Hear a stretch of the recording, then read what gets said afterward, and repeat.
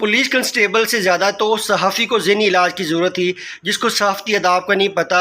किसी सहाफ़ी के पास कोई इख्तियार नहीं होता कि वो सड़क पे चलती गाड़ियों को रोके, उनसे इंटरोगेशन करे, उनसे ड्राइविंग लाइसेंस, नंबर प्लेट्स, बाकी कानूनी सवालात पूछे। हाँ, सहाफ़ी का ये काम था कि वो फ़िल्म बना लेता और आईजी को सेंड कर देता, जी ये कानून की खिलाफ वर्जी हो रही है, ये ट्रैफिक वार्डन्स कानून के मुताबिक काम नहीं कर रहे।